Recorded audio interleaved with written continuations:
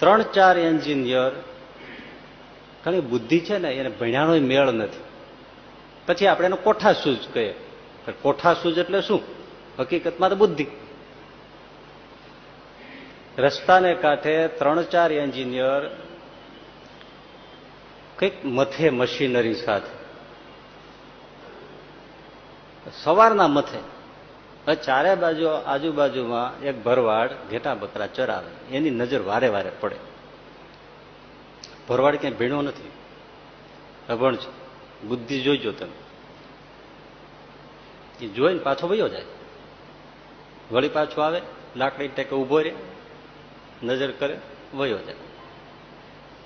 4-5 કલાકથી 3-4-5 એન્જિનિયર મથે કામ પતે નહીં. મૂળ વાત એવી હતી, એકદમ ગોળ ભૂંગળું, સ્પ્રિંગ સાઇઝ, સેમ સ્પ્રિંગ જેવું, 10-12 ફૂટ લાંબુ, એમાં પાતળો તાર એકદમ, એને સોસરો પાસ કરવાનો હતો. હવે આ 4-5 એન્જિનિયર મથે, પણ આ પાતળો તાર સામે છેડે નીકળે જ નહીં, જાય નહીં. વાતે સાચી, ગુચડું ગુચડું છે સ્પ્રિંગની જેમ. આ છેડેથી પેલે છેડે 10-12 ફૂટ સુધી કાઢવાનો પાતળો તાર. પરસેવે રેબજેબ થઈ જાય, થાકી જાય. 4-5 કલાક ગઈ, તાર નીકળ્યો નહીં. પાછો એનો ભરવાડ આવ્યો. શું માણસું મથો છો? હું એટલે ભાઈ જવા દે ને, ના કે આપડા જેવું કામ હોય કેજો.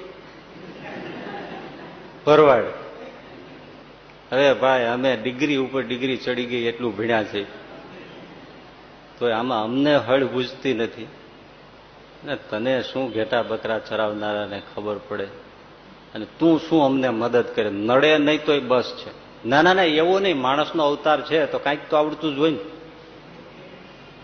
બધું કાંઈ ચોપડીમાં ના આવે. લ્યો ભરવાડ કે તમારે કામ હોય જ કેજો.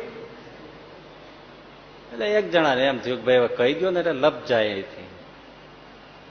હા ભાઈ લપ, ચાલો, પણ શું છે કામ? કઈ નથી, આ પાઇપ ભૂંગળું છે ને આમ સ્પ્રિંગ જેવું, હા, એમાં આ પાતળો તાર જો આમ લચક લે એટલો બધો કોમળ છે, એ સામે કાઢવો છે, પણ હવે જતો જ નથી. આમ કરે અટકી જાય, અટકી જાય. આ માથાકૂટ છે. એ વગર અમારે આ કાંઈ મશીનરી આગળ ચાલે એમ નથી. પ્રોબ્લેમ આ છે. નથી કોઈ દોરો જઈ શકતો, નથી કોઈ વસ્તુ જઈ શકે. હમણાં નીકળી જાય, હમણાં વિલાઈ જોઈ રહ્યા કામળો શું કરશે. પણ એ ગયો, એક નાની ઉંદરડી પકડી આવ્યો, અને ઉંદરડીની પૂંછડીએ પેલો તાર બાંધી દીધો, અને ઉંદરડી મૂકી દીધી. ઉંદરડી બહાર નીકળી ગઈ, તાર છોડી લીધો. લ્યો નીકળી ગયો ને. પેલા જોઈ રહ્યા માળો, આ કેમ અમને કેમ ન સૂઝ્યું? ભરવાડે કાઢી દીધું. બુદ્ધિ છે એની પાસે, કાંઈક તો છે જ. આજે જ હું અખબારમાં વાંચતો હતો, ફૂલછાપમાં હતું, કે આપણે અમુક જ સબ્જેક્ટ સ્કૂલોમાં રાખીએ છીએ ને એના ઉપરથી વિદ્યાર્થીઓનો માપ કાઢીએ છીએ કે આ પાસ છે કે ના પાસ છે. પણ શું જેને અમુક વિષયો ન આવડતા હોય એના બીજી કોઈ ટેલેન્ટ હશે જ નહીં?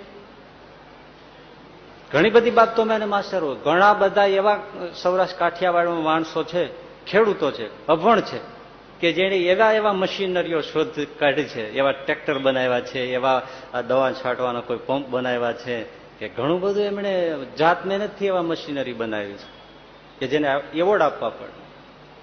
ભણવામાં નિષ્ફળ ગયેલા લોકો છે. આપણે કહે છે નિષ્ફળ ગયેલા છે, પણ એને વિદ્યાલયો સમજવામાં નિષ્ફળ ગઈ છે.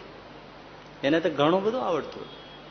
એડિસનને સ્કૂલમાંથી કાઢી જ નાખ્યા હતા કે આ ડોબો છે, આ ઢ છે, આને કંઈ આવડતું નથી. એની માને ખબર પડી ને એટલે શિક્ષકને બહુ એમણે કહ્યું તમે ખોટું કર્યું છે. પણ એને આ તમારા દીકરાને કંઈ આવડતું નથી. નથી આવડતું એવું નથી, તમને એને ભણાવતા આવડતું નથી. હવે હું મારા દીકરાને મારે ઘરે બેસાડીને હું ભણાવીશ, તમે એને બગાડી નાખશો. અને એમણે એડિસનને પોતે જાતે જે રસ હતો એ ભણાવ્યો. ક્યાં પહોંચ્યો?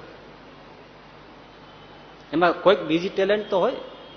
જેનું મેથેમેટિક્સનું જ કામ કરતું હોય તેને ભાષા ન આવડે ને, કોઈ રીતે મેળ ના પડે. હવે તમે એને કાવ્યનું રસામૃત કરાવવાનું કહો કે એ બધું એને ફાવે જ નહીં.